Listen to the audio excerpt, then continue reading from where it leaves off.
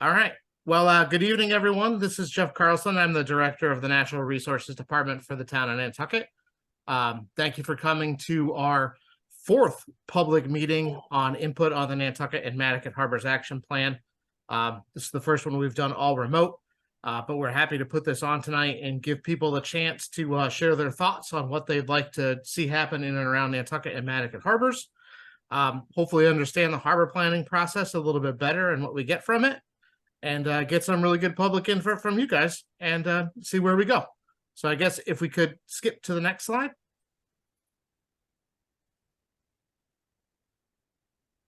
So today, what we really have is a really brief introduction from our team. We've partnered with the Urban Harbors Institute from UMass Boston. And primarily tonight, we'll be hearing from Kim Starbuck, but we also have Kristen Uderick, who's the director of Urban Harbors, and Jack Wiggin, who helped us with the previous harbor plan and is the former director on, as well as their more than capable staff. They'll be helping us today and talking about what harbor planning is. We're going to have a little bit of an open forum to go through everyone's thoughts and get things from you guys. And we're also excited to show off the cool online mapping tool that Urban Harbors has worked with the Woods Hole Group to put together for you guys to have a different kind of experience to share your comments, other than tonight, where you can mark up a map and mark up things that you think are interesting. And hopefully we'll get through all of that pretty efficiently this evening. My last slide. So this is just some rules for tonight, and we'll try to do this as best we can. Please stay on mute unless you're looking to speak, and raise your hand whenever possible to do that. If you can't get on through that way, please put in any comments in the chat box. We'll read them aloud, but the cool thing with the chat box and the recording is that all of the chat comments will be logged into the permanent record, and we can always get to those at a later date if we can't get all of them read into the record tonight. Like we said, we're here to hear from you guys. So I think that's it for me. Oh, sorry. I have one more slide. They snuck an extra one in on me today. So really what we're looking to do is the harbor planning process that they'll talk about a little bit is it's a plan that really gives a framework for the town and the state for how we're looking to utilize our harbors and the recreational and commercial interests that surround those, and really provide kind of a framework for the next 10 years on how we're looking to do. And really, this is just the start. This is, like I said, our fourth public process. After this one, we're going to really buckle down with the committee and get some writing done, and Urban Harbors will get a good chunk of writing done. And hopefully a little later this fall into early winter, we'll have a draft to come back and show to everybody and get everybody's thoughts a second time before we start into the final hearing process that they'll talk about a little bit in their presentation. But again, thank you guys for coming. Hopefully we'll get lots of great feedback tonight. And I'll turn it over to Kim. Great. I think, Kristen, are you available to jump in? I am.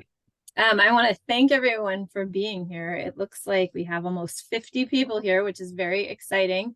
And we, the Urban Harbors Institute, and our partners at Woods Hole Group are really grateful for your attendance today. As Jeff said, this is really an opportunity for us to hear from you about the needs and opportunities that you see for Nantucket. As I think Jeff mentioned, this is an update to your 2009 harbor plan. And you'll see on the map on the screen, two areas that are sort of shaded in gray. Those areas are the planning areas. It's by no means a boundary. We certainly can look outside these areas, but really the plan will focus on these two areas in Nantucket and Madaket harbors. And what we're looking to do is create a document that really captures your goals for these areas. We are going to be looking at what the needs and opportunities are and learning from you folks, as well as conducting a number of interviews, document reviews to come up with vision statement and goals to guide the land use and the water use within these planning areas. And part of the plan will also be a series of recommendations on how to address the goals and visions. And the topic areas, as you'll see later on in the presentation and in the discussion tonight, focus on very similar if you've seen the 2009 plan, but things like boating, fishing, climate change. Climate change is new this time around, public access. And there are multiple reasons why the town would go forward with a harbor plan. In your case, this is an update, and you have to do one. Otherwise, your old one is no longer valid. So the harbor plans inform the state, specifically DEP and CZM, or primarily CZM and DEP, with regard to decisions made within these planning areas. Kim, if you want to get to the next slide. As a state-approved municipal harbor plan, there's a quite lengthy process. You guys have, well, we are in the second red circle, the local public meetings on plan components. The municipality has also already requested notice to proceed, which is sort of a formality for the state process. And you've received the thumbs up to go ahead and do this planning process, which means that there's a 2-year timeline that kicked off about 2 or 3 weeks ago, in which we have to develop this plan. The plan will go through a lot of public engagement, as I mentioned, and some document review and interviews. We'll put together a draft, and you'll have an opportunity to see that draft and weigh in during the process. Really, this process that's shown in the flow charts is part of the state regulations, if you're interested in looking into it. And it is voluntary for municipality. Not all municipalities who have harbor plans seek state-approved ones, but in Nantucket's case, it's definitely beneficial because it provides licensing guidelines to DEP. So if you're familiar with Chapter 91 licenses, municipal harbor plan is the primary way in which a municipality is able to influence what goes into those license conditions. Kim, if you would go to the next slide. In terms of the timeline, we are where the red circles are. So there's a public survey that's live that I'm sure Kim will talk about as the presentation unfolds. And we've been doing a lot of public meetings. We, I think, kicked off in June with a public meeting. We had 2 last month, one in Nantucket Harbor and one in Madaket Harbor. And now we're doing this online meeting. And really these 4 meetings reflects the importance of having the opportunity to hear from the public. So again, we're really grateful that you've come. We hope you participate in the survey and share it with others. And then Woods Hole Group really made a fantastic tool that we hope that you guys will explore and provide feedback that way. There will be additional public engagement opportunities once the draft is done.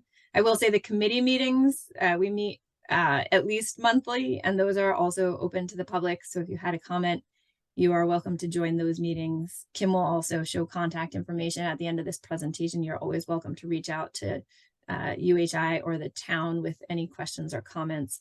But you will have an opportunity to review the draft plan in the winter, and there will be a public meeting following that just to make sure that we've captured everything. At least one public meeting, I envision probably more than one.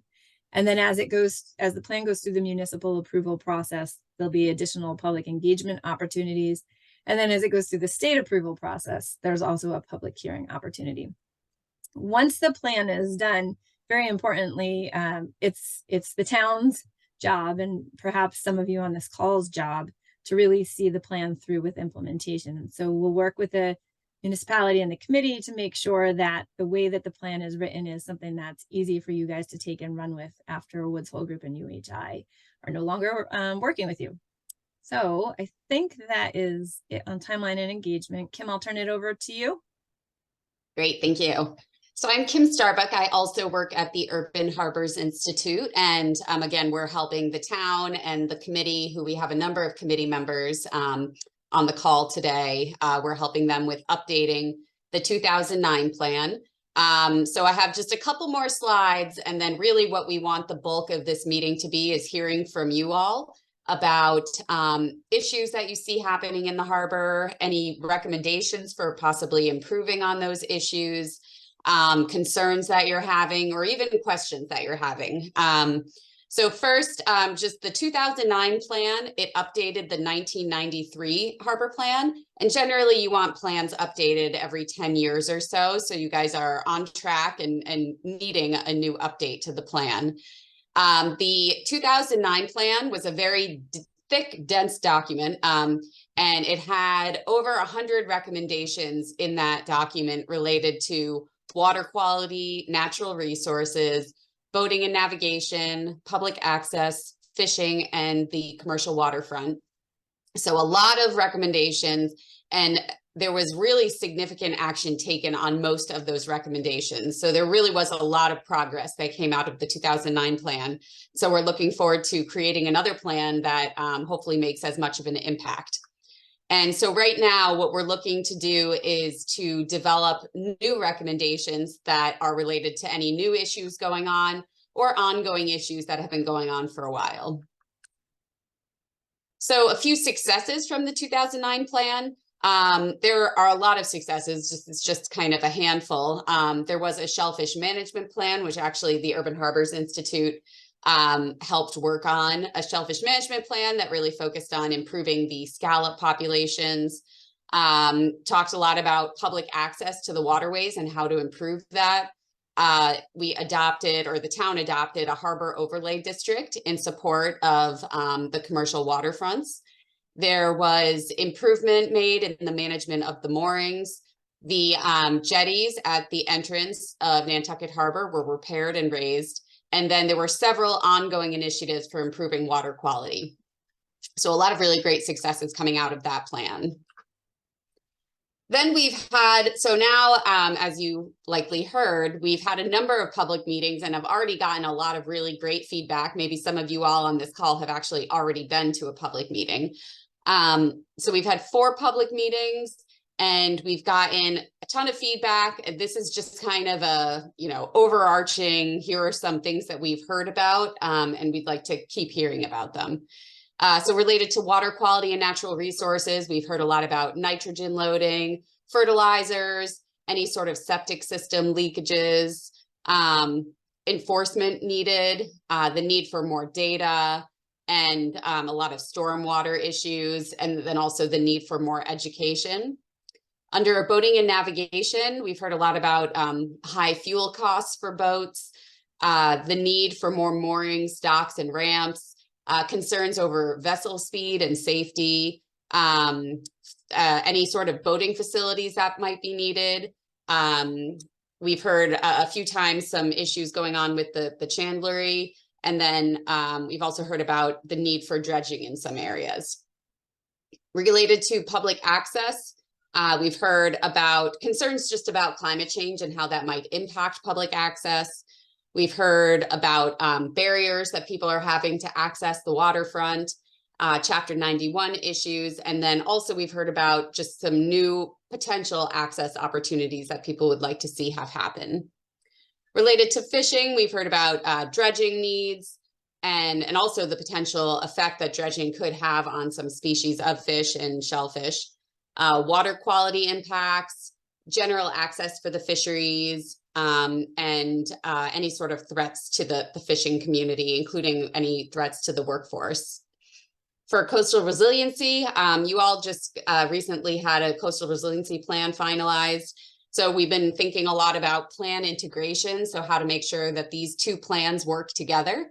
And we also have heard some concern about very specific resiliency issues happening around the harbors, and also just other ways that we might be able to help build up the resiliency of the island.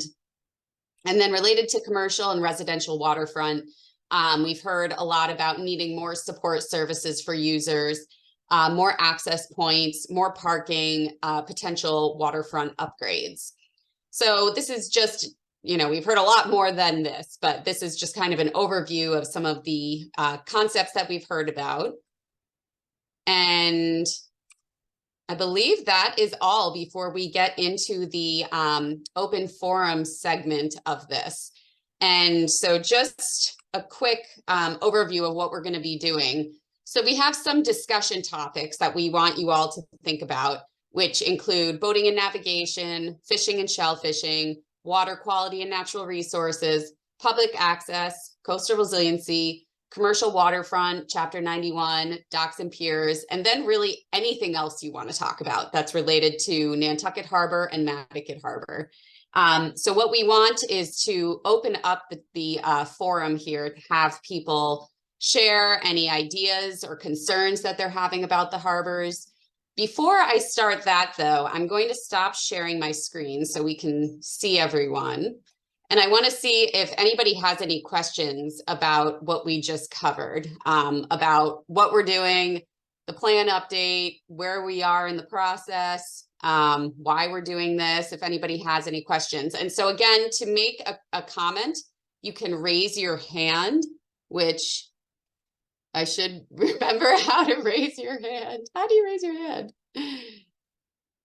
Oh, I think you It's in can. the reactions, Kim. Oh, yeah. So if folks go to the bottom Okay. of their screen, they'll see a happy face with a plus sign.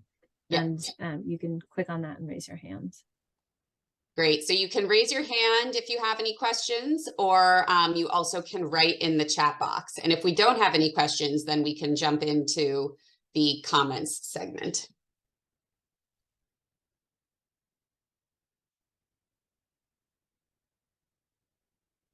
All right, great. And if you guys all want to, just so we know kind of who's in the room, you can put in the chat box your name and, you know, something about yourself related to Nantucket. Are you a year-round resident, a seasonal resident, tourist? Do you work on the island? Anything that you'd like to share. But what we can do now is we can start. I'll put the discussion topics into the chat box so you can see, but remember you really can talk about anything related to the harbors that you might be concerned about. All right, great. And Jeff and any of the committee members that are on, I see Seth is here, Tara Riley, Steve.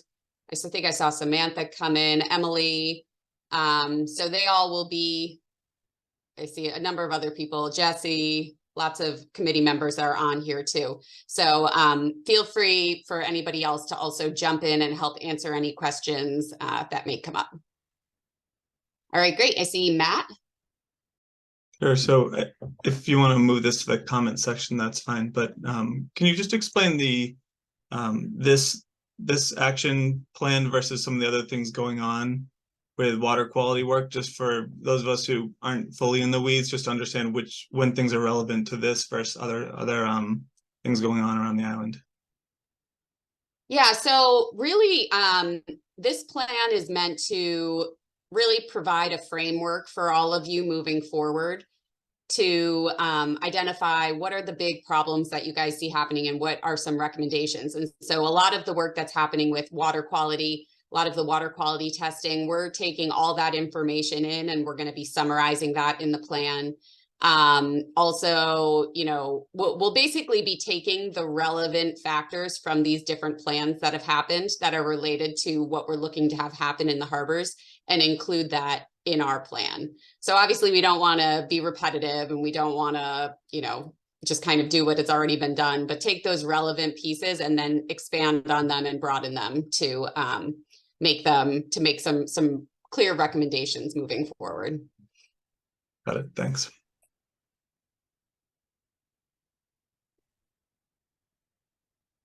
All right, great.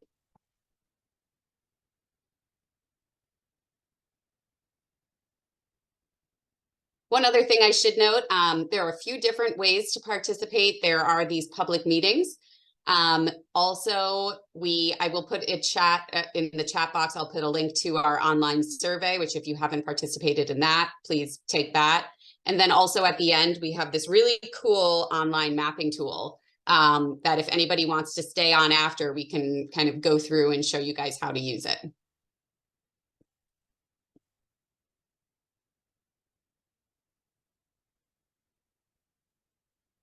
Just to add on to that really for a quick second, Kim. Mm-hmm. If people also have comments that they think of after this, please feel free to reach out. Our emails are all available. They'll be at the end of the presentation. Obviously, Tara and I, as the main town staff on this, our emails are available on the town website, or even come stop by and visit at 131 Pleasant Street. It's the old fire station next to the Stop and Shop. So get your groceries, leave a comment on the harbor plan if you forget about it tonight. Or also feel free to email Kim Starbuck, whose information will be at the end of this as well. So lots of ways to come, or come to the committee meetings. Those are posted meetings too, like Kim said. So we're here to hear from you all. So hopefully we get some great comments.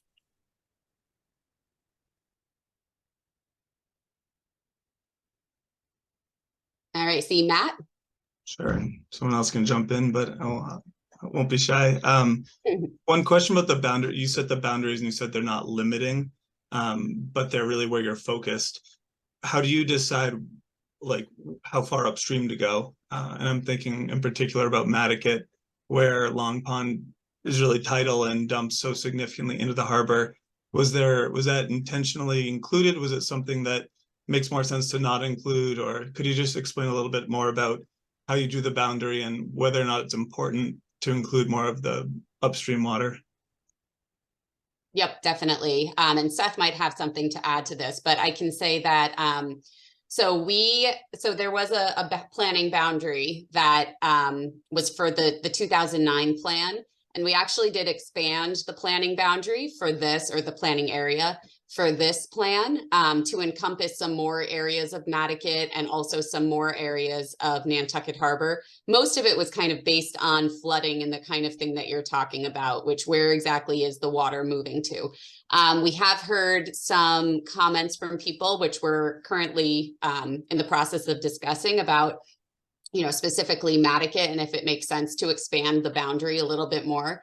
And so I believe at our next committee meeting, we're going to talk a little bit more about that. And I maybe I might have just gotten an email from you as well, talking about the boundary. So please send me emails. We definitely want to learn more and see, things that are outside of the boundary. That doesn't mean we will look at things that are happening outside the boundary. So it's not, just we only look at this area. If something is influencing that planning area, we're going to still look at it.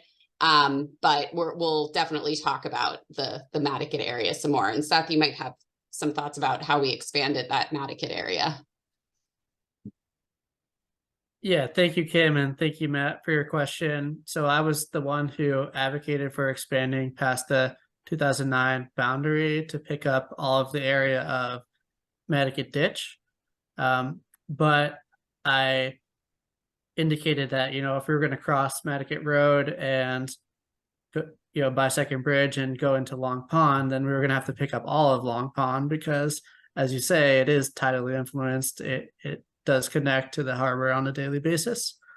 In addition to my role on this committee, I work at the Linda Loring Nature Foundation, which is the primary landowner on the north head of Long Pond. So obviously we're well connected to that topic. But there's a couple of things that are important to keep in mind here. First is that this current iteration of the harbor plan isn't an indefinite plan. It was done in 2009, done now, and then hopefully it will be updated in 10 years. So as things potentially happen in the coastal resiliency plan, like some of the strategies that are talked about for raising Madaket Road or elevating it or adding additional culverts, maybe in the next iteration of the plan, there might be more of a reason to pick up more of Long Pond.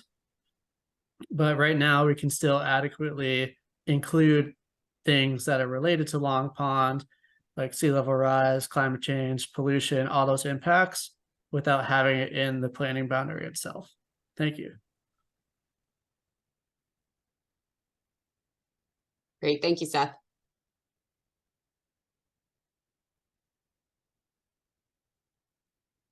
All right, are there other comments?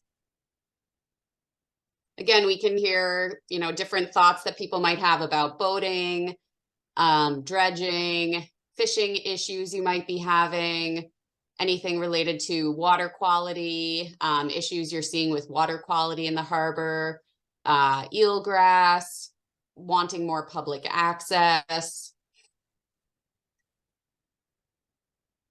or new potential access points for water quality.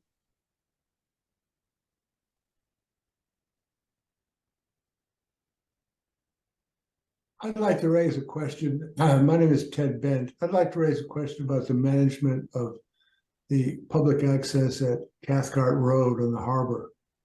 It appears to me that there's very insufficient access to the harbor for people, particularly people who live in town. And consequently, those few access points we have are very overburdened. Yes, thank you, Ted. Jeff, do you want to maybe jump in on this one? Sure. So we've talked a lot about, I think, this very issue, Mr. Bent, not even just related to Cathcart Road, but I think what we've heard through a lot of these, and I think anecdotally, we've also talked about it at the committee, is really a lack of shoreside support for our mooring fields, both in Nantucket and Madaket Harbor, where we're inviting a lot of people to boat and providing a lot of mooring and access on the water, but we're not providing the, the parking, the facilities, in some cases, easy to access ice machines to go out and go fishing and doing all of that, that we really need to find ways to encourage and increase that shoreside access. I know the land bank has really been doing a great job, and even just with Cathcart Road, well, it's a little bit further from the water, have definitely added some parking to that lot in specific, and then moving up the slope a little bit up the hill, added another parking lot that's a little bit of a hike, but it's definitely within reason most of the times. But I think in general, the committee has agreed that hopefully one of the goals that will come out of this plan is to really have a focus on enhancing and developing additional shoreside support for our harbors. What's particularly curious, the land bank now owns a lot of land along Washington Street, but it doesn't provide any real public access to the beach there. Obviously, there's no parking in that area.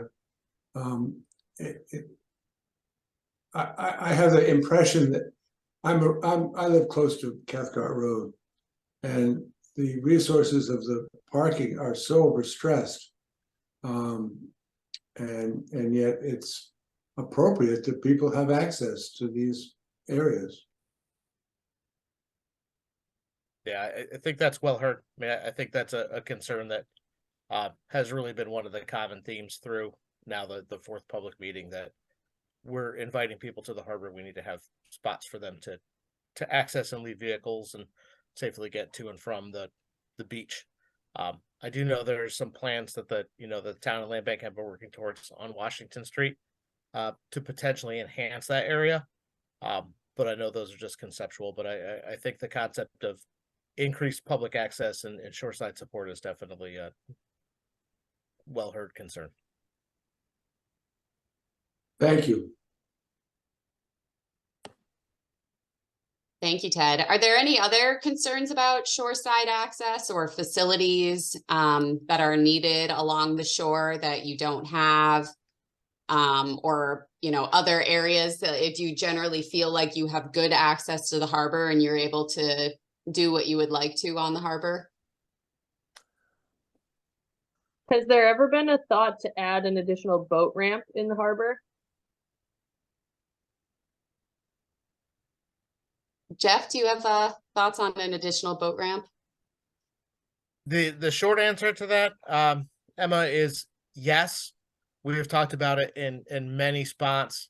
I think it's definitely a need that we've talked about, having additional boat ramp of some kind. I know right now for the main harbor, obviously for Nantucket Harbor, we're really just reliant upon Children's Beach for being the only improved boat ramp. I know last time we had one of these meetings, I got hit up by a couple guys that I go in and out of Wawina and Pulpus all the time, but they're not improved or put in there. And I know that having that, especially just given what we experienced this weekend, where we're looking to get a lot of boats potentially out of the harbor in a hurry, that the Children's Beach boat ramp can definitely get congested and frustrating to deal with. That alternative locations, just for a public safety aspect, I think are something that are going to be important to look at. And I know it's also something that's on the radar of the Coastal Resiliency Advisory Committee. And one of the goals of the Coastal Resiliency Plan is to look at those alternative accesses too. So I think that's kind of hopefully probably a longer answer than necessary than a yes, but it's definitely something that's there. If people have suggestions, I think we're open to them. I mean, obviously one we get a lot is the end of Washington Street, and we've looked at that before, and the town's looked at that before, and there's some difficulties with dredging and some shellfish and eelgrass resources and some things down there. But we're definitely open to other suggestions or thoughts or ideas about spots that may be a good place for a boat ramp of some kind.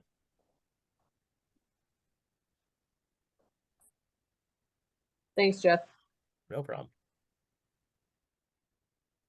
Let me jump in, Jeff, if you don't mind. It's Ted Bent again. I understood when Great Harbor Yacht Club was created that the lift was going to remain available to larger boats. Is that no longer the case? And if the lift isn't working active, that would be a difficult place for a ramp, even if it requires some dredging, because the congestion at Children's Beach, when there's a rush to get out of the harbor, particularly when the harbor master indicates it's a priority and you have to get your boat out. Yep. So the short answer to that question is yes, the travel lift is still in place and operational, and they were hauling boats prior to the storm at that location. So that's there. But again, I think there's still a demand even above and beyond the travel lift for an additional boat ramp somewhere to help alleviate the burden on the Children's Beach boat ramp at this point. Is there not room next to the travel lift? There may be, like I said, there may be areas that are more appropriate than that spot. I think we'd have to do some additional looking for traffic and roadway conditions, and obviously having enough area to like turn around and do things to get in and out of there. I think that's probably a conversation that we'd have to engage some of our transportation folks in, but I know that they're contributing comments to this as well. So I don't think I could rule that spot out per se. I know it's had some challenges before, but I always think it's worth looking at in the context of trying to find an alternative location. Thank you.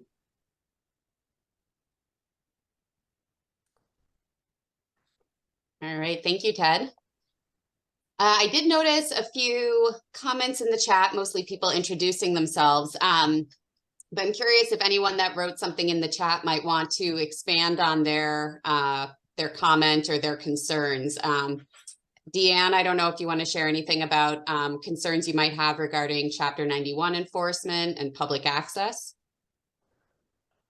Kim, yes, can you hear me? Yes, thank you.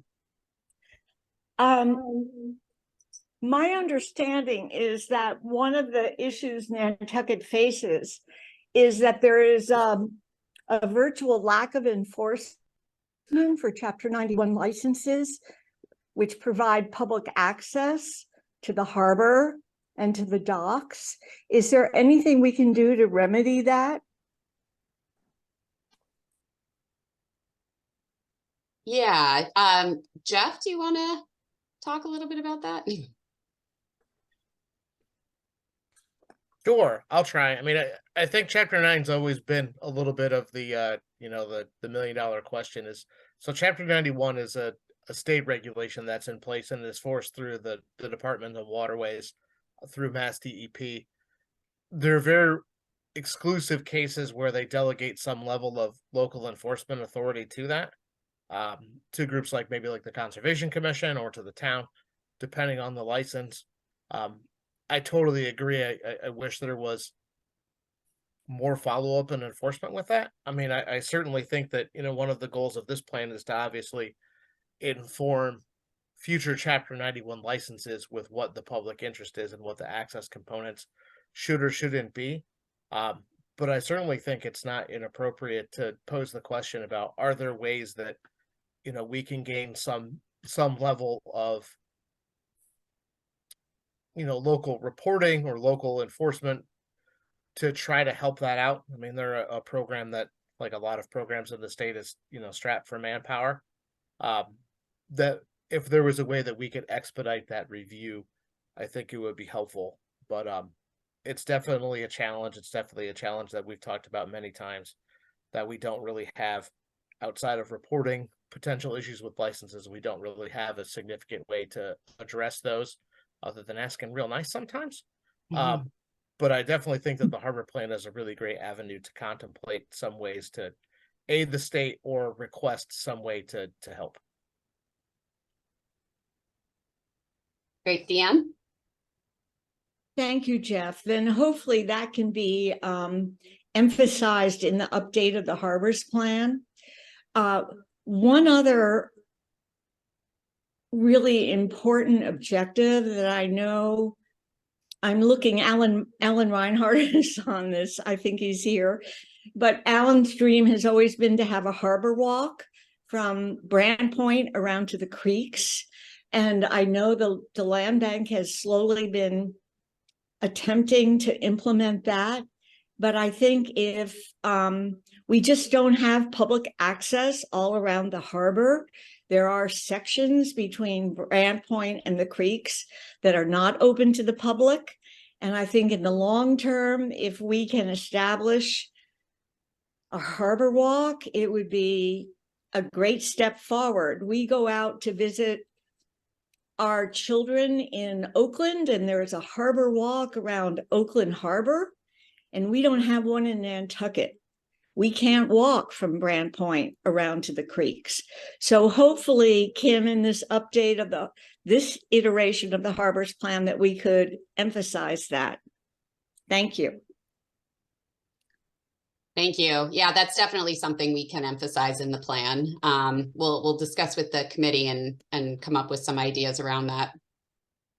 Hi, I don't know if you can hear me. I'm Marshall Keys. Can you hear me? Yes. Okay, thanks. Before I moved to Nantucket full-time, about 2000, in the year 2000, I lived on the waterfront in Boston, where in fact there is a harbor walk. It runs basically from the hockey rink in the north end, right before the bridge across to the former Navy Yard, down to, I don't even know where it ends. It probably goes all the way to South Boston. I think this is a matter of will. We've already missed. This is the most important issue to me, which is Chapter 91 enablement of things like harbor walks.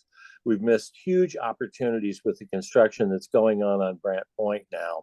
And it seems to me that anytime, too late, but in the future, anytime someone builds a property a house that is substantially larger than the house that was there before, there should be some right of public access, because you can no longer walk down the road and see the water. We need to move the people to the water rather than the houses next to the water.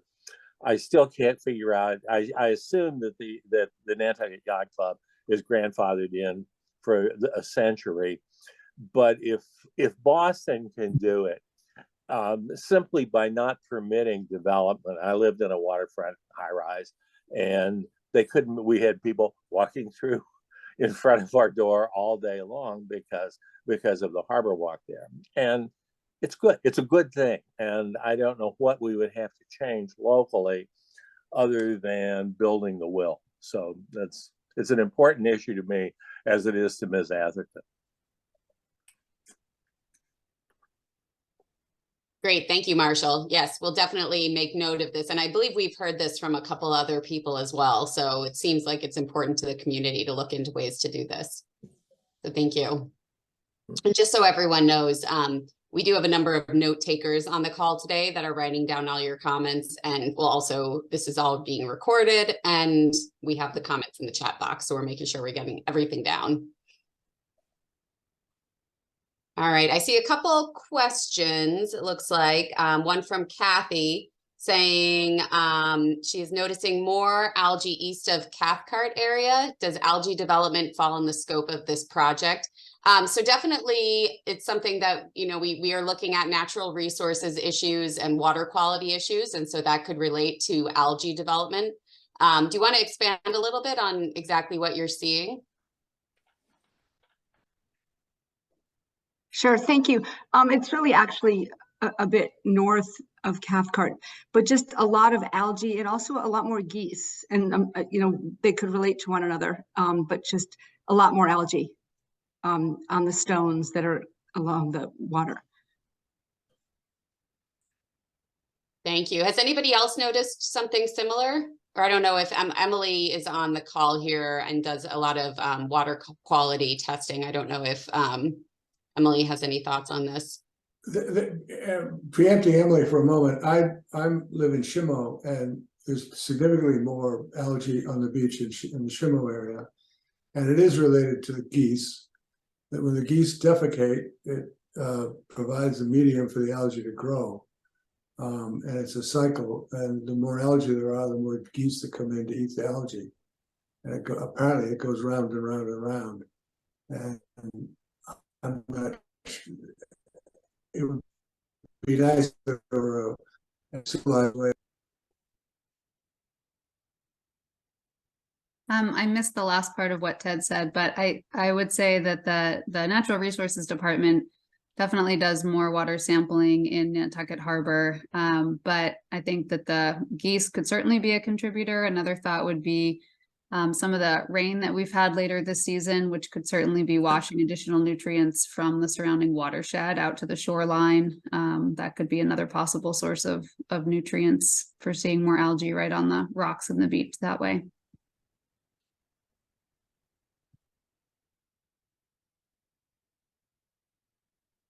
All right, thank you.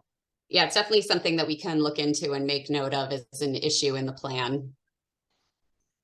Kim, if I could just add, I think Sure. another, based on some of the conversations that we've had so far amongst the committee and at some of these forums, I definitely would see the plan's ability to address this and other water quality issues around recommendations for possibly additional sampling, supplementing what's already being done in different parts of the harbor. I know the Natural Resources Department has already been talking about doing some of this. So I think there are opportunities to expand some of the water quality work that's being done and have some of those recommendations come out through this plan as well. So it's good to hear all of the concerns.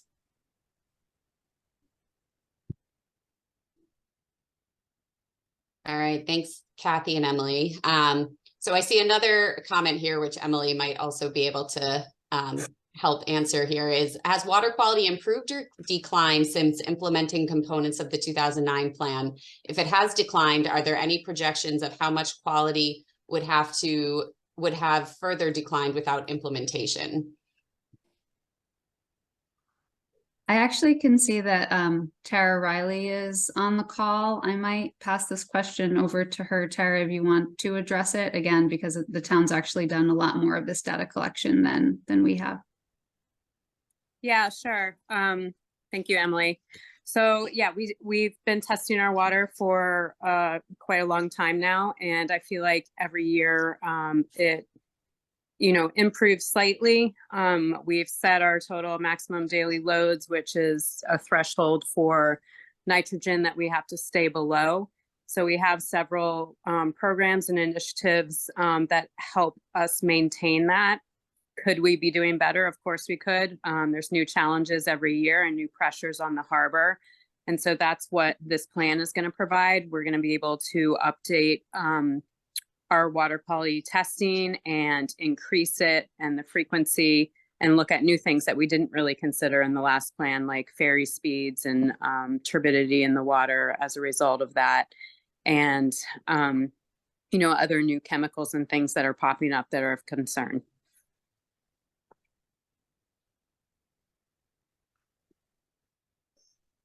All right, thank you, Tara. All right, I see another comment from S. Murphy. With the imminent closing of Tidal Creek Outfitters on Washington Street, does the town have any concern about the ready availability of marine supplies near the— how to even make a comment. Oh. I tried 27 times to make a comment, raise my hand. I have no idea how to do it. Oh. You know what? You are talking, so we can hear you. Do you want to share your comment, Rick? Rick, go ahead. Okay. Yes, that would be great. Thank you. I think I find myself a technological novice. No problem. Trying to navigate your website. But what is interesting to me is that I serve as a member in Nantucket on the Roads and Right-of-Way Committee. And I'm not speaking for them, but I am a member.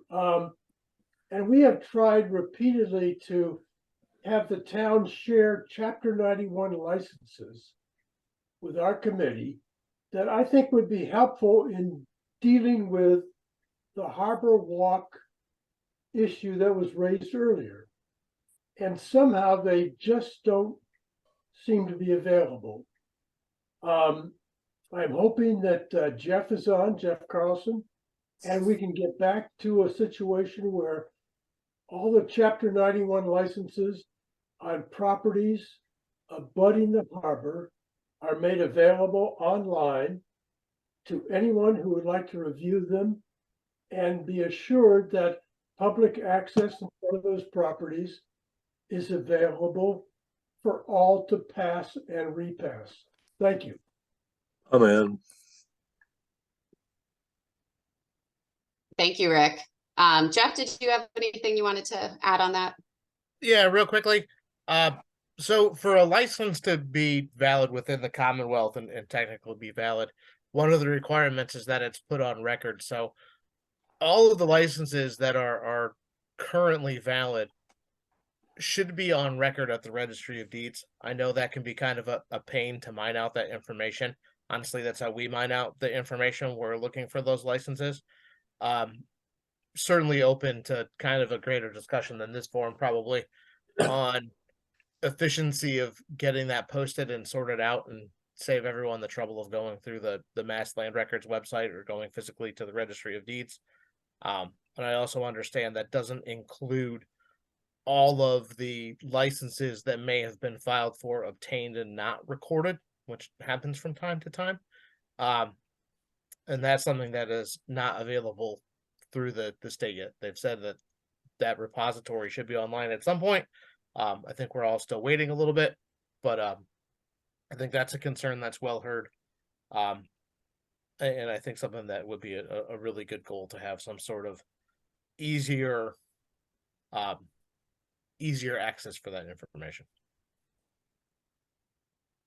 Yeah, and that's certainly something that we can look into and possibly include in the plan to make it easier for the general public to be able to find those.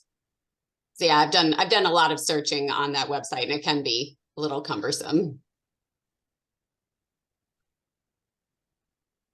All right. Matt, I see you have your hand up. Yeah, wondering if this is less a question about what we're doing, but something I've sort of slowly been talking about over the last couple of years is there any good examples you guys have seen out there of groups doing more like live and dynamic water quality monitoring? It just feels like in the world of data collection, that's something that should be out there. And I know the saltwater is harsh on everything, but is that something that's been helpful in communities? Have any communities done it well? Is it something we should, as a community, try to invest into? Yeah, I'm trying to think. I don't know if other Urban Harbors Institute people have examples of other communities that we worked with that had particularly good water quality testing. I mean, I think Nantucket has pretty good water quality testing in general.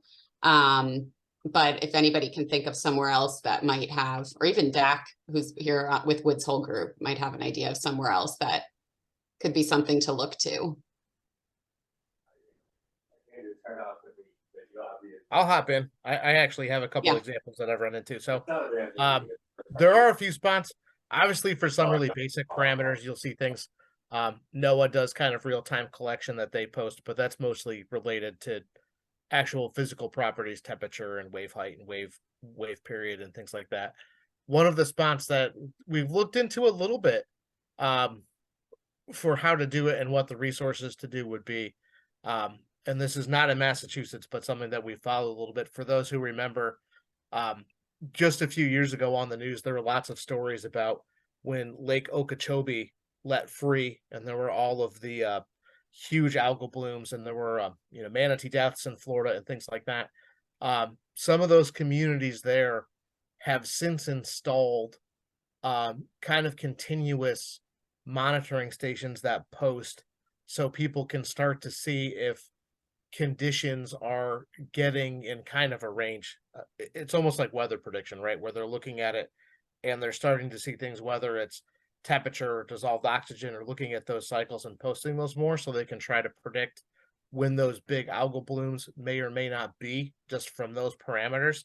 One of the things that's difficult with some of those water quality parameters is some of them, to get data, require lab work to do. So when we're looking at, nitrogen speciation, where we're looking at all of the parts that are there unfortunately, or maybe they're available and I just, I don't look in the right spots, or our water quality folks, because they're probably crazy expensive. Those all require in-lab processing, so there's a turnaround time on those that can be a little bit of a slowdown.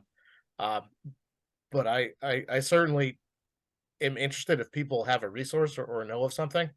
I'm sure that somewhere they do something similar. But if people have suggestions, I definitely looked at it, but would certainly be interested to pursue that a little bit further.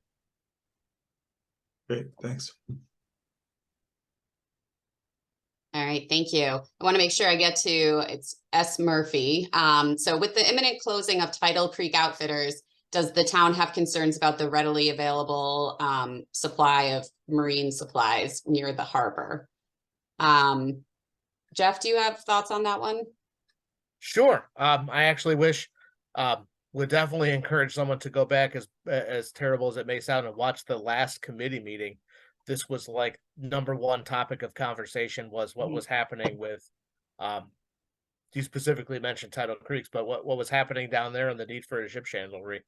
I think it's definitely something where, the committee was very concerned about having that as a resource in close proximity for just basic things, whether it's, new dock lines or radios, or, a PFD, or any of those things, to have that somewhere in that area.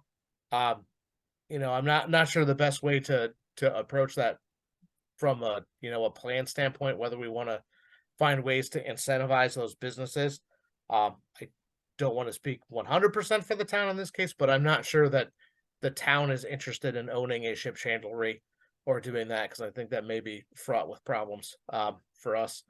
But it's definitely a concern, and something that I know we've talked about greatly, in the committee obviously spent the bulk of their last meeting talking about. So it's definitely something that's high on the list. Yeah, and Jesse, did you want to add something?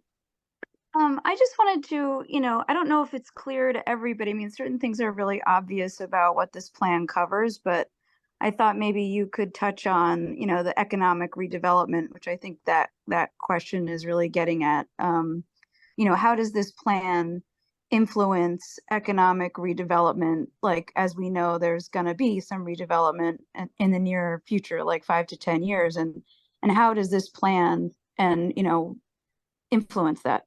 If you can speak to that. Yeah, I mean, we'd like to hear really from you all on what concerns you might see moving forward with any sort of economic changes that are going to be happening. If you see changes happening in the workforce, the fishing communities, with the charter boats, we'd like to hear from you all. Are there concerns? Do you have concerns about shoreside access and continued shoreside access? And so really, all of that kind of falls under the umbrella. We'll have a section in the plan that's specifically on the commercial waterfront, and the economic piece, and how important the commercial waterfront is to Nantucket. So we want to make sure that we're understanding concerns that people might have around that. Can I add something to that? Sure. So a lot of my work has been more on the land side of food production, but looking at some of the water, like fishing and whatnot, is the goal to look towards where we maybe want to be for more resilient, or more hearing the challenges of current fishermen? Because I think one of the unasked question is, what do we need to do to get people who aren't fishing, or might want to be but are struggling to get into it, back into the industry, or growing up and to stay in the industry? And those aren't people who are going to answer the questions around what we need. They're not in the industry, or they might leave it. Like, are you guys looking more like economic and food system resiliency, looking forward and trying to fill gaps, or is it more focused on meeting the needs of current fishermen? I would say it's really both. So it would be looking at, what are the current problems that might be happening, or the current needs of the fishermen. But if, fishermen, like resiliency, or trying to get more people into the community, if that is a concern, which it sounds like it is, that's definitely something we can highlight about ways to possibly encourage more people to get into the fishery at different stages of their life. Yeah, thank you. I see Brian has his hand up. Yes, I just wanted to touch on, we talked about at the beginning about fuel access locations. Right now, there's only the two, one in Madaket and one in the Nantucket Main Harbor. When Great Harbor Yacht Club formed, they had an agreement with the state that they were going to provide fuel, and that never went to fruition. And let's face it, that's really the only other place, one of the yacht clubs, maybe the town pier, if there's like some kind of lease agreement with the town, but I don't think we're ever going to see fuel unless they're held up to their agreement. Thank you, Brian. We'll make sure to mark that down. And we have heard that from a couple other people as well. So it's definitely a concern of folks. All right, I see in the chat, Charlie Walters said specifically he'd like to see increased monitoring of Long Pond, partly because it connects to Hither Creek and thus Madaket Harbor, and also because the pond is very close to the town landfill. Charlie, did you want to add anything to that, or is that? It's certainly something that we can write down, and other people have mentioned that as well, so. It took me a minute to unmute, so. Oh yeah, no worries. No, I don't think so. I'm more aware of that because I did some research into the Madaket ditch, so I know there is a problem out there. And the landfill, I guess, is my most important point in my comment. How much stuff is coming out of there? How long does it take to get to Long Pond? What is it? I don't think you could ignore or play down Long Pond just because it's not technically part of the harbor. Yep. Yeah, I mean, even though it's not technically part of the harbor, it's still something that we can make note of. It still is influencing the harbor, and therefore it's important to the harbors. So we can definitely make note of that. Thank you. All right, I see Sanford. Hi, I am a year-round resident and think water quality initiatives should give priority, since without healthy harbors, the other issues become mute, which, yes, very, very good comment. Did you want to expand on that at all?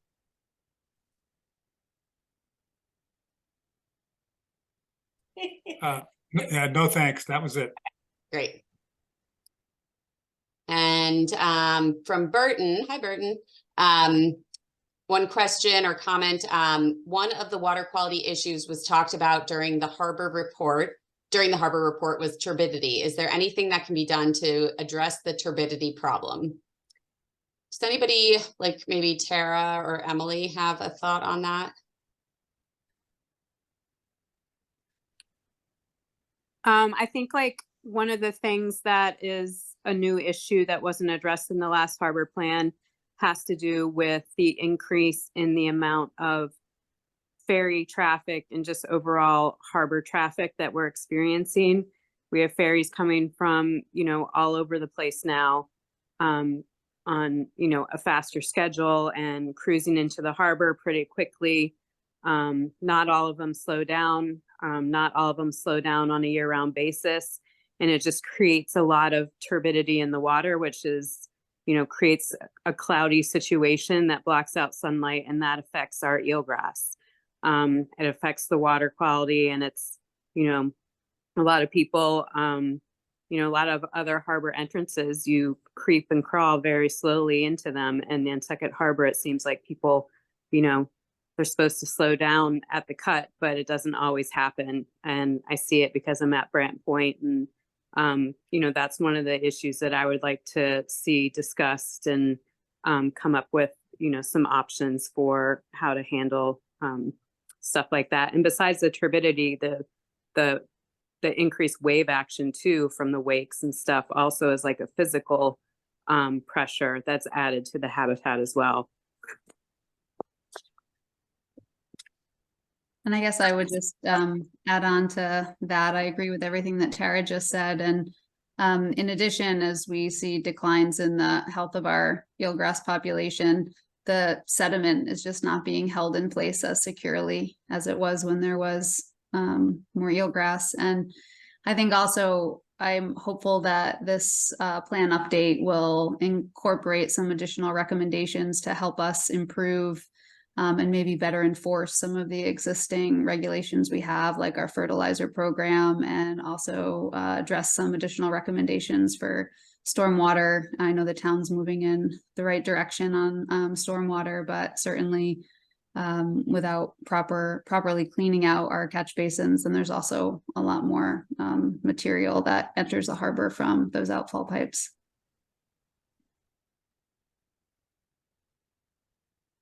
All right, great, thank you. And Steve? Yeah, one other issue that I see as far as turbidity goes too is primarily down at Steamboat Wharf with the number of barges that are coming in, which is almost a constant thing. While they're unloading these barges, a lot of time the tugboats just stay in gear rather than just tying off and shutting their motors down. It's easier for them to put their bow right up into the barge and just keep that prop turning for hours on end. So that might be something that we could look at as far as a bylaw or something to address that situation. And that might help with some turbidity and wake issues. Thank you. All right, are there other comments? Yes, Matt. Just one more. But going back to the boundary and then adding in Charlie's question around the dump and Long Pond monitoring, I think there's a little bit of maybe almost a political question, but where do, if the dump is one layer upstream from Long Pond and Long Pond is one layer upstream from Madaket Harbor, when you guys are in your working sessions, maybe just worth, I don't know if there's anything talking about it here can help, but just figuring out how close you get to the source of the problem gives you more access to it. I think if we don't include Long Pond, getting all the way upstream to the dump feels less likely. Maybe it's just more than can be tackled in this, but the more things pushing on, the more reasons we have to tackle the bigger, trickier upstream problems, I think the better. And that would be a reason it seems good to go at least further upstream to the ponds. Great, thank you.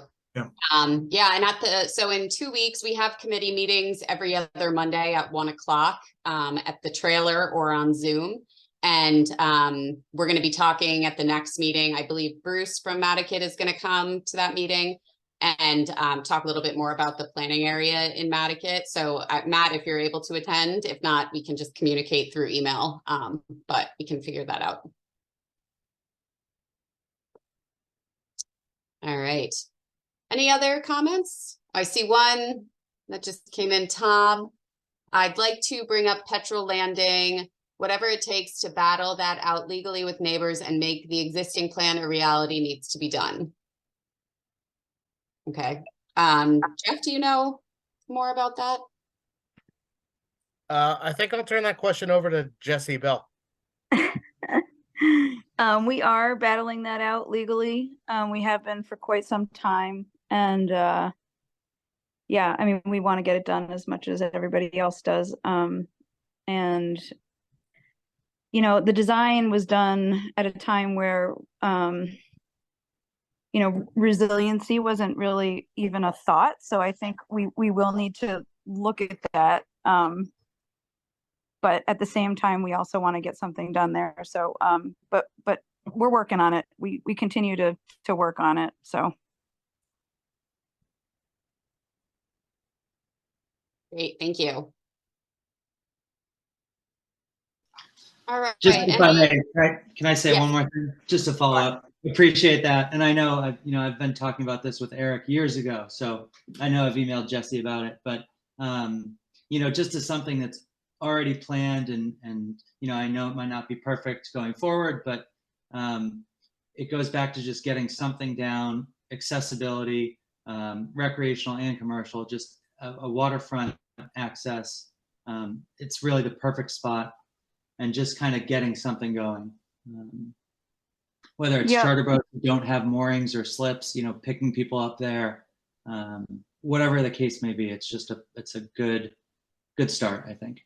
Right. I think the key is just making sure that whatever we do doesn't preclude future adaptations. you know, design wise. Just making sure that we're not doing anything that we need to undo in the future. So, but we're it's definitely on the, you know, front burner. It has been, and yeah, it's just been a struggle, but we're getting there. I mean, interestingly, actually, you know, we're working with NIR to permit the Mickey Rowlands building, which is on the, I guess it's the south side of Petrol Landing, to the north side of Petrol Landing, which if that gets permitted, which hopefully it will, you know, hopefully that will move in the spring, and that will open up yet another lot, you know, on the harbor there. So that's in my opinion, a really great thing too. And opens up, you know, more possibility in the future.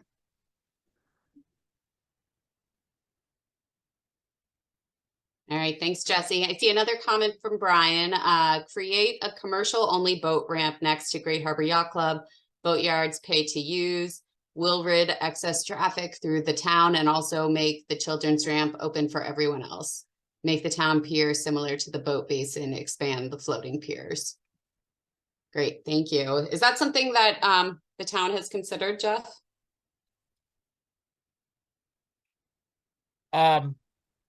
I think to all of those things, they've definitely come up before, but I think hopefully that'll be something we'll revisit during the planning process for all of those points. Great.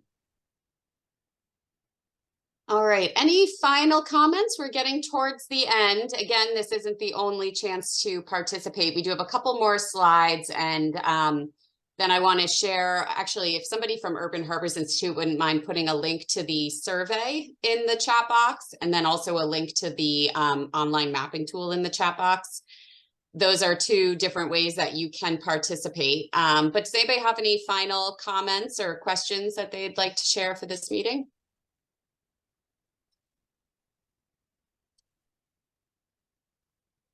All right, thank you. It was very helpful to hear from all of you, and we're looking forward to continuing to work with you all on this. So I'll go through a couple slides, and then I want to show you guys this really cool online mapping tool that was developed by Woods Hole Group. So just some next steps. Right now, we're doing a number of interviews and meetings with people to talk about all of these different types of issues. So talking with all the committee members and key people in the town that want to have interviews. If any of you would like to talk to us one-on-one, we're happy to. We'd love to, you know, hear what you'd like to see happen in the harbors. We have the survey again, which we'd love for you all to participate in. Already we have something like 400 responses, which is like that might be one of our best surveys yet. So clearly Nantucket is really values their harbors and really wants to see something great come out of this. We will be having another public meeting, likely once we have the draft plan finalized. And so we'll be working over the next couple of months to get the sections of the draft plan together. And then we'll share that with the community and host another draft plan. So you can come back to us at that point and say, if we got it right, did we get it wrong? If you have other things you'd like to see in it.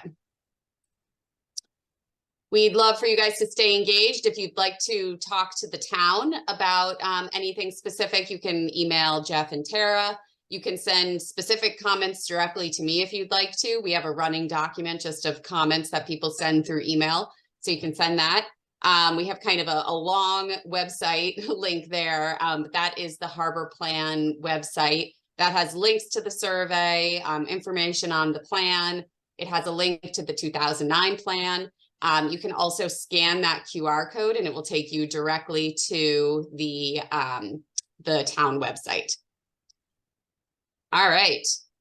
So thank you guys all for attending. I want to jump in and show you the online mapping tool.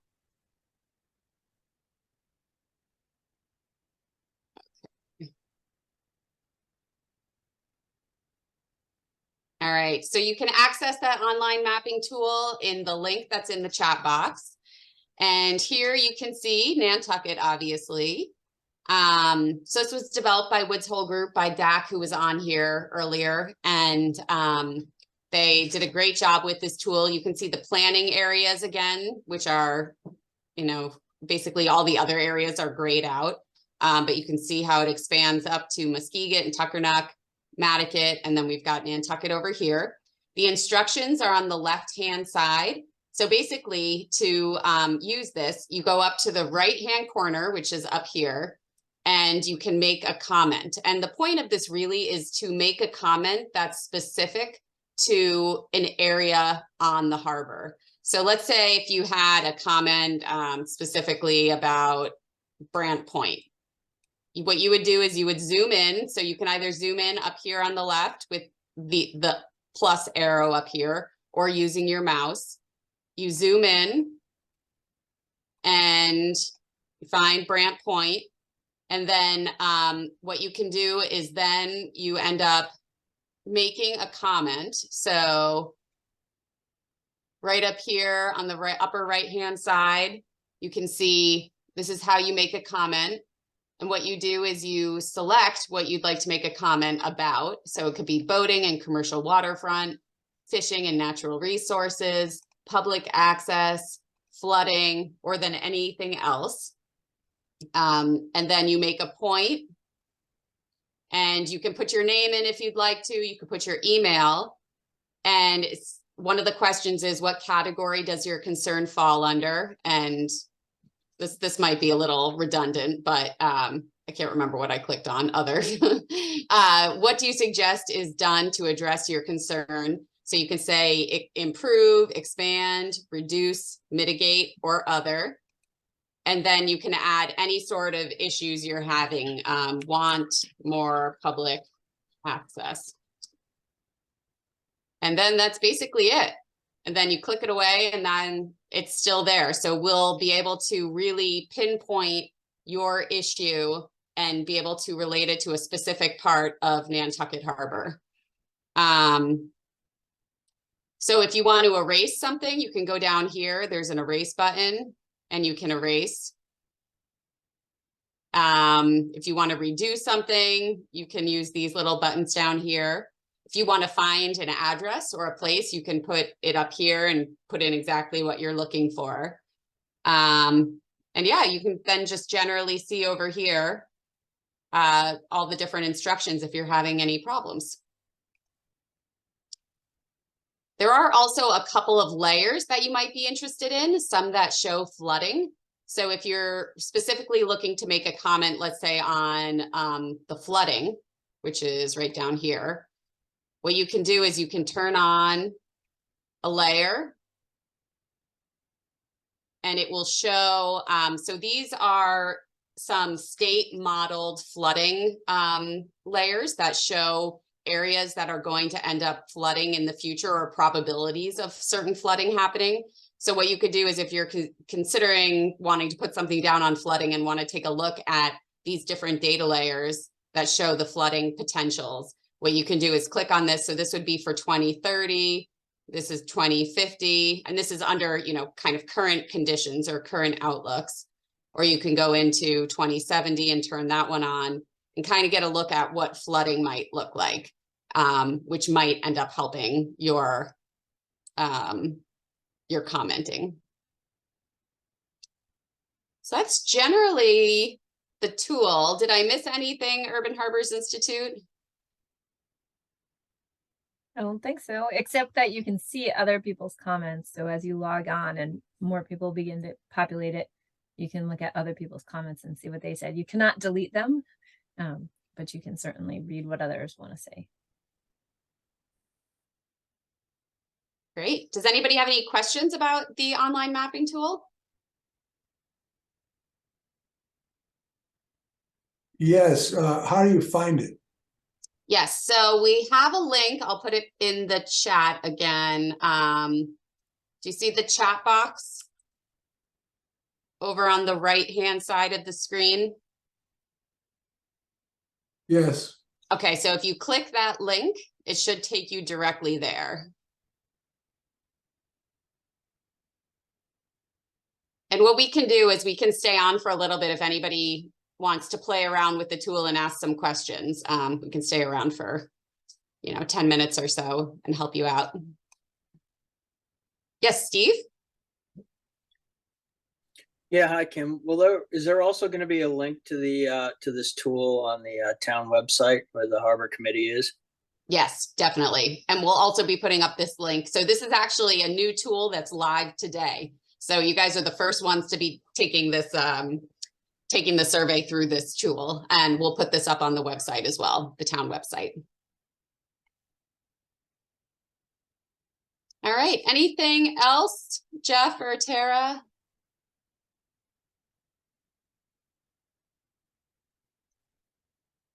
All right, well, thank you guys all so much for coming. We really appreciate your comments. Please stay in touch.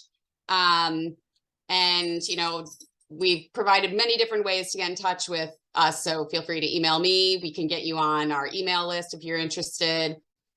Take the survey, and we want to keep hearing from you. So yes, feel free. Thank everyone for coming.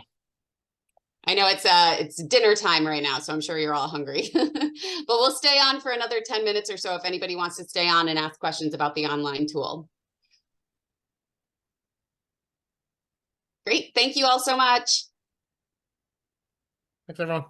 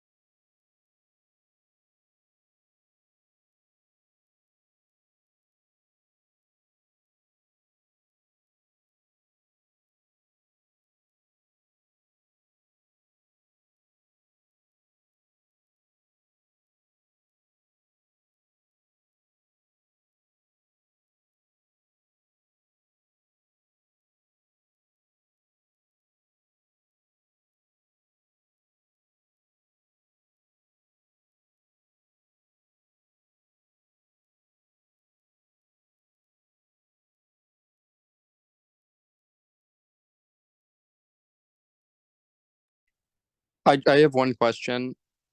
What is the survey? Yep. So the survey, did you see the link in the chat? Yes. Yes. Okay, so it is, I believe there are 6 or 7 questions. It should take about 5 to 10 minutes for you to take it. And basically, it's kind of going over the same kind of thing we talked about today. So wanting you to think about these different ways that you might relate to the harbor, and any issues that you're seeing, any recommendations you have for the future, any needs that you think the harbor has. So those are really, the big things. And that's what you showed on screen with what you were doing? No, so that's, sorry, it's a little confusing. That is, what I showed on the screen is an online mapping tool that kind of gives you another way to give information. The survey, which I can share the screen to, is, it doesn't have the mapping component to it, but it's a way to, you can go through and answer some questions. So identify. So this is on the town site. Yep, this is on the town website. Yep, so you can go through and answer. I don't want to answer questions because I don't want to skew the data here, but you can go through and say, your relation to the Nantucket and Madaket harbors, and then move on to answer specific questions that we have. Okay, and how do I do I go straight to the town site and it's right there? Here, why don't I put it right into the chat box so you can get right to it. Okay, thank you. Yep. Have a good night. Thank you.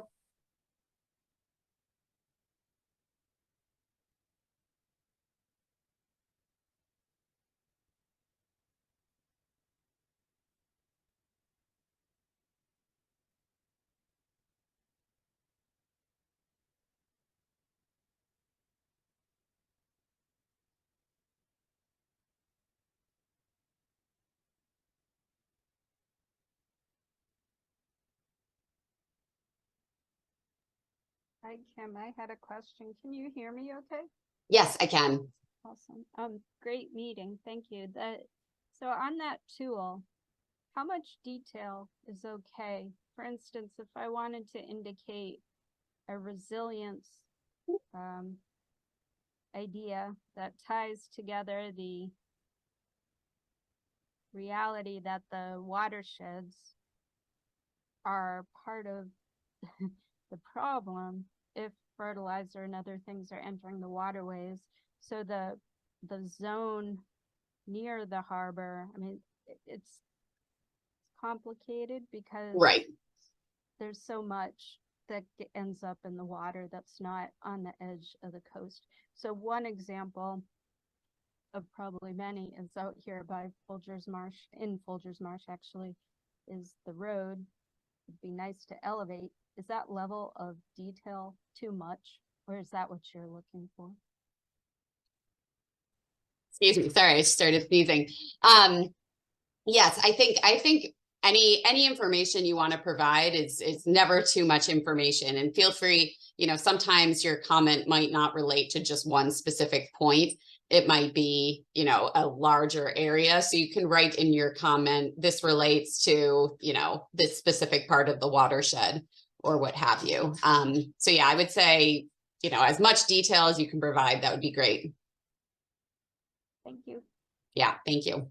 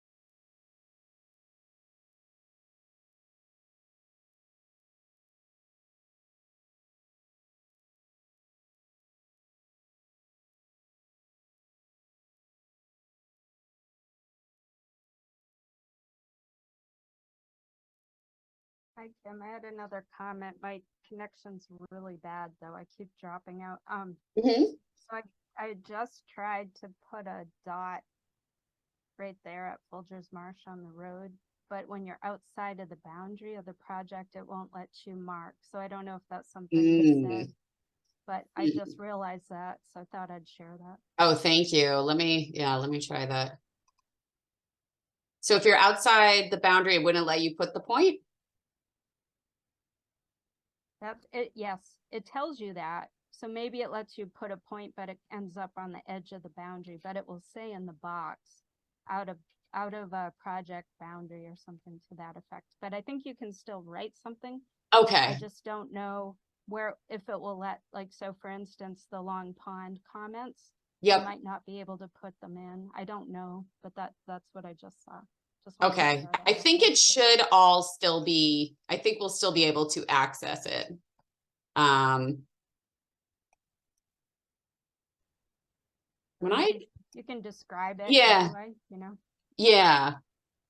I would, yeah, make sure you describe it, and I'll check with Woods Hole Group and just see if that's an issue. It seems to let me put the point there, but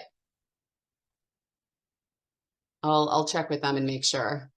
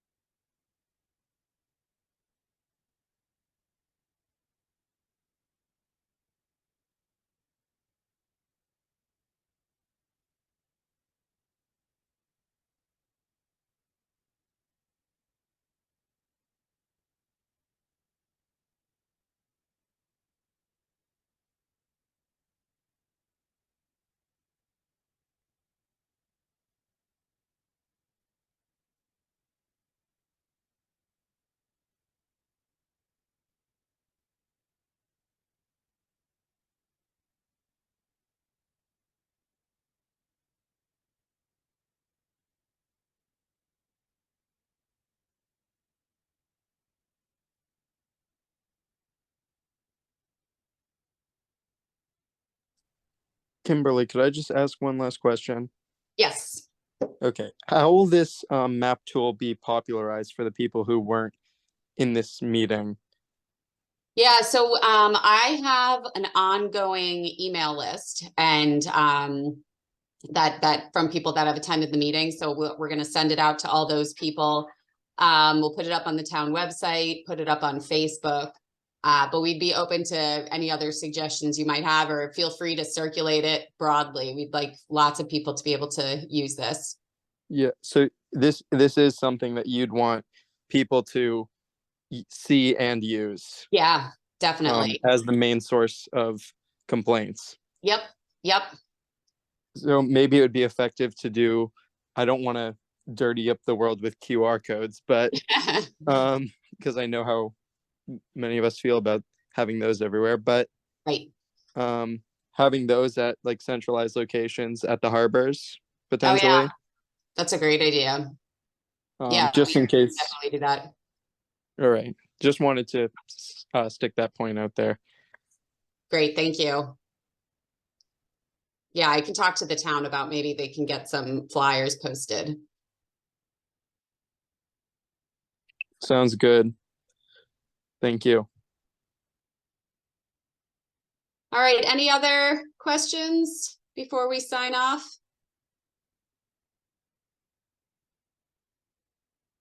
All right, well, thanks everyone for joining. We'll be in touch. Good job, Kim. Thank you. Thank you. Bye.